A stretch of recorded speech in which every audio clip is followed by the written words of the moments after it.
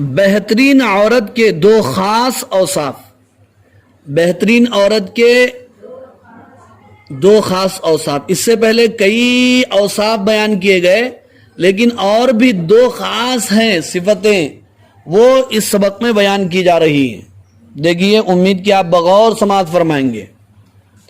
وعن ابی ہریرہ رضی اللہ تعالی عنہ قال قال رسول اللہ صلی اللہ علیہ وسلم خیر نساء رکبن الابل صالح نساء قریش احناہ ولد فی الصغر وارعاہ علی زوج فی ذات یدہ رواہ البخاری ومسلم۔ ترجمہ، حضرت ابو ہریرہ رضی اللہ تعالی عنہ سے روایت ہے، رسول اکرم صلی اللہ علیہ وسلم نے ارشاد فرمایا، جو عورتیں اونٹوں پر سوار ہوئیں، مراد یہاں پر عربی عورتیں، ہندوستانی عورتیں نہیں، ان میں سب سے بہتر قریش کی عورتیں ہیں، جو بچپن میں اولاد پر سب عورتوں سے زیادہ شفقت رکھتی ہیں اور شوہر کے مال کی سب عورتوں سے بہتر نگہداشت رکھنے والی ہوتی ہیں۔ حدیث پڑھی گئی، حدیث کا ترجمہ پڑھا گیا، لیکن حدیث کی تشریح نہیں پڑھی گئی، اس لیے حدیث کا مطلب سمجھ میں مکمل طور پر سمجھ میں کچھ بھی نہیں آیا ماشاءاللہ۔ اب سب کچھ کے لیے تشریح دیکھیے۔ عرب میں مرد و عورت چونکہ سبھی اونٹوں پر سوار ہوتے تھے، اس لیے عرب عورتوں کے تذکرے میں حضور صلی اللہ علیہ وسلم نے اونٹوں پر سوار ہونے کا ذکر فرمایا۔ اس حدیث پاک میں عورتوں کی قابل تعریف دو باتوں کا تذکرہ فرمایا ہے۔ اول، بچوں کو شفقت کے ساتھ پالنا، یہ بہت بڑی بات ہے۔ بچوں کو شفقت کے ساتھ پالنا یہ ہر ایک کے بس کی بات نہیں ہے۔ عورتیں چڑچڑاپن کا شکار ہو جاتی، ساس کا غصہ، ننن کا غصہ، دیورانی کا غصہ، جٹھانی کا غصہ، پڑوسی کا غصہ، شوہر کا غصہ، سب کس پہ نکالتے ہیں؟ چھوٹے معصوم بچوں کے اوپر نکالتے ہیں، یہ ظلم کرتے ہیں۔ کیا کیے بچے معصوم ہیں، وہ شرارت نہیں کریں گے تو کیسے؟ گھر میں ان کی شرارت نہ ہو تو گھر ویران ہو جائے، اور ان کی شرارتیں، ان کا اچھل کود ہی سے تو گھر لگتا ہے۔ بچے گھر میں نہ ہو تو کیا ہوتا ہے؟ بولتے نہیں گھر مارنے کو آ رہا، کہتے اوہو گھر مارنے کو کیسا آتا، میرے کو سمجھ میں نہیں آ رہا جی، ویران دکھتا، نہیں مارنے کو آ رہا ہے۔ اول بچوں کو شفقت کے ساتھ پالنا، دوم شوہر کے مال کی حفاظت کرنا، یہ دو خاص خصلتیں بہت اہم اور ضروری ہیں۔ اگرچہ اپنی اولاد کو محبت اور شفقت کے ساتھ پرورش کرنا ہے اور عورت کی یہ طبعی اور فطری عادت ہوتی ہے، لیکن صاحب الرسالت صلی اللہ علیہ وسلم نے اس کی تعریف کر کے اسے بھی دینداری میں شامل فرمایا۔ بچوں پر شفقت کرنا عورت کا ایمانی تقاضا ہے، یعنی کوئی عورت، کوئی ماں اپنے بچوں پر شفقت کر رہی ہے تو یہ اس کا ایمانی تقاضا ہے، اخلاقی تقاضا، ماں کا تقاضا، ممتا کا تقاضا وہ بھی ہے، اور اس کے علاوہ ایمانی، اسلامی، اخلاقی، روحانی سب تقاضے ہیں، یہ ہے نہیں ہے۔ مومن و کافر سبھی اپنے بچوں کو شفقت سے پالتے ہیں، لیکن اگر مسلمان عورت اس کو دین بنا لے، یعنی شفقت سے پرورش کرنے کو، اور اس عمل میں اللہ تعالیٰ کی رضا کی نیت کر لے، بچوں کی پرورش کرنے میں ماؤں کی نیت کیا ہونا چاہیے؟ ارے بھائی، اللہ کی رضا کے لیے، ساس کو بتانے کے لیے نہیں، سسرے کو بتانے کے لیے نہیں، کس کے لیے؟ اللہ کو راضی کرنے کے لیے۔ اور یقین مانو آپ کا ہر کام جو آپ گھر میں کرتے ہیں عبادت ہے، تھوڑی سی نیت اس میں آپ اللہ کی رضا کی شامل کر لیں، بس کپڑے دھونے پر، برتن دھونے پر، باتھ روم دھونے پر، واش روم دھونے پر اور دالان دھونے پر، کچن روم دھونے پر، ہر چیز کے دھونے پر اگر اس میں اللہ کی رضا ہے وہ بھی عبادت ہے. وہ بھی کیا ہے؟ عبادت. نیت کر لے اولاد کی پرورش میری دینی ذمہ داری ہے، ان کے ساتھ شفقت کا برتاؤ کرنا میرا ایمانی تقاضا ہے، میں ان کی پرورش کرنے میں ایمانی تقاضے کو پورا کر رہی ہوں، تو اس عورت کو اس شفقت و پیار پر ثواب بھی ملے گا. پھر اگر جسمانی تربیت کے ساتھ ایمانی تربیت بھی کی، جسمانی تربیت کھلانا پلانا دوا دارو کرنا بچوں کی، ایمانی تربیت ان کو علم سکھانا پڑھانا اخلاق سکھانا، جی، اور ایمانی تربیت بھی کی اور بچوں کو دین کے راستے پر ڈالا اور نماز روزے کا پابند بنایا تو اس کا ثواب علیحدہ ملے گا.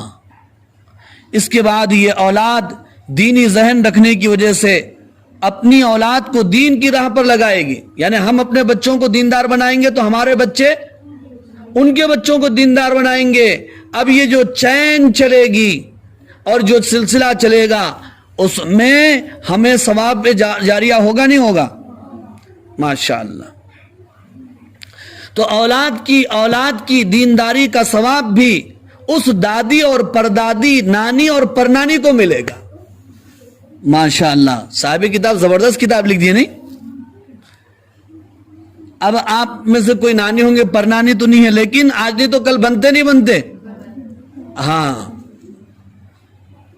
جس نے اپنی اولاد کو دین کے راستے پر ڈالا تھا، محبت اور شفقت کے تقاضوں کی وجہ سے بچوں کے نان نفقہ اور خوراک و پوشاک نیز مرض اور علاج معالجہ کا اہتمام تو کیا ہی جاتا ہے، اور اس میں بھی بہت بڑا ثواب ہے. نان نفقہ کس کو بولتے ہیں؟ کھانے پینے کو، خوراک کھانے کو، پوشاک پہننے کو، علاج، سب میں ثواب ہے، سب میں ثواب ہے. شوہر کے لیے بھی ثواب ہے، بیوی کے لیے بھی ثواب ہے. لیکن اصلی اور سچی شفقت و محبت کا تقاضا یہ ہے کہ بچوں کو دینی زندگی پر ڈالا جائے. سب سے بڑی شفقت کیا ہے؟ اور وجہ اس کی یہ ہے کہ دینداری آخرت کے عذاب سے بچانے والی چیز ہے. اس کے ذریعے قبر اور آخرت کی غیر فانی زندگی میں آرام ملتا ہے، اور کھلانے پلانے کے ذریعے جو پرورش ہوتی ہے اس کا فائدہ دنیا فانی تک محدود ہے. کھلائے پلائے بڑا کرے، اس کا فائدہ دنیا تک ہے نا، دنیا تو فنا ہونے والی ہے نا. لیکن دینداری پر ڈالے تو وہ تو آخرت میں بھی فائدہ مند ہے نہیں ہے. یہ بتا، ہم تھوڑی سی نیت کر لیں، اللہ اس پر ثواب عطا فرمائیں گے انشاءاللہ. خلاصہ یہ ہے کہ ماں باپ کے ذمے ہے بچوں کو شفقت سے پالیں، ان کی جسمانی اور ایمانی دونوں طرح کی تربیت کریں. بہت سے لوگ بچوں کے روٹی کپڑے کا فکر کر لیتے ہیں اور طرح طرح سے ان کی دلداری کرتے ہیں، مگر دیندار بنانے کی فکر نہیں کرتے. دلداری کرتے ہیں، دینداری نہیں کرتے. صحیح ہے نہیں یہ بات؟ یہ بہت بڑی بھول ہے. اگر بچوں کی دنیا آرام سے گزرے اور آخرت خراب ہو تو یہ کون سی سمجھداری کی بات ہے؟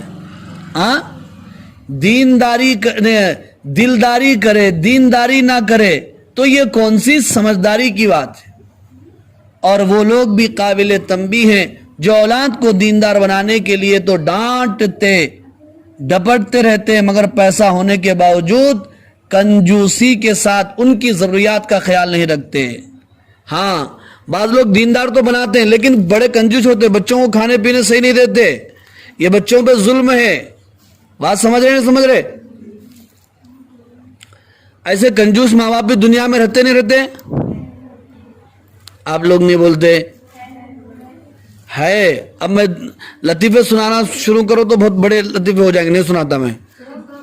نہیں، سبق پہلے سبق دیکھ لیجیے آپ. مگر پیسے ہونے کے باوجود کنجوسی کے ساتھ ان کی ضروریات کا خیال تک نہیں رکھتے. حالانکہ میانہ روی کے ساتھ، میانہ روی کس کو بولتے ہیں؟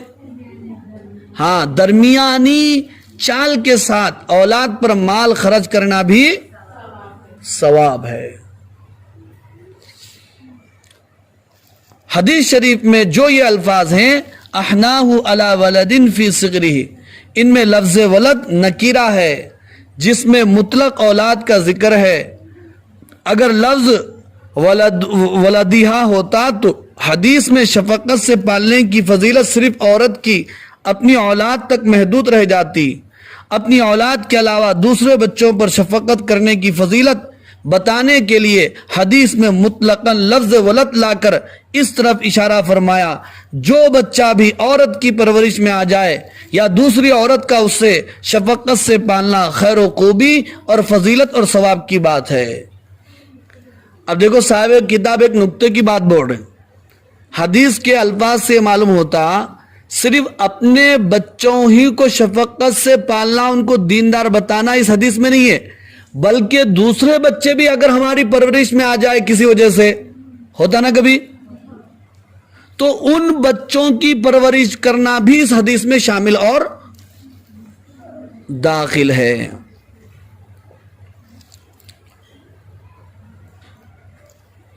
شوہر کی پہلی بیوی کی اولاد کو تکلیف دینا ظلم ہے، یہ عنوان تو سمجھانے کا ہے کہ نہیں ہے؟ بہت سی عورتیں ایسے شوہر سے نکاح کر لیتی ہیں جس کی پہلی بیوی سے بچے ہوتے ہیں۔ ایسا ہوتا نہیں ہوتا؟ بسا اوقات ہوتا۔ ان بچوں کی پرورش اس نئی بیوی کو کرنی پڑتی ہے، یعنی اب بیوی مر گئی یا بیوی کو طلاق دے دیا، اس کے چھوٹے چھوٹے بچے ہیں، دوسری بیوی سے اس نے شادی کیا، اب اس کی پرورش کرنا کس کے ذمہ ہو جاتا؟ اب دوسری بیوی کو ہو جاتا۔ مگر بہت کم عورتیں ایسی ہوتی ہیں جو شوہر کی پہلی بیوی کی اولاد کو پیار و محبت سے پرورش کرتی ہوں۔ ایسے بچے اکثر اپنی ماؤں کے مظلوم ہی ہوتے ہیں۔ بعض غور سے سن رہے نا بھئی آپ لوگ؟ بعض عورتیں تو یہ کرتی ہیں کہ شوہر کا مال اپنے ان بچوں پر دل کھول کر خرچ کرتی ہیں جو پہلے شوہر کے بچے ہیں۔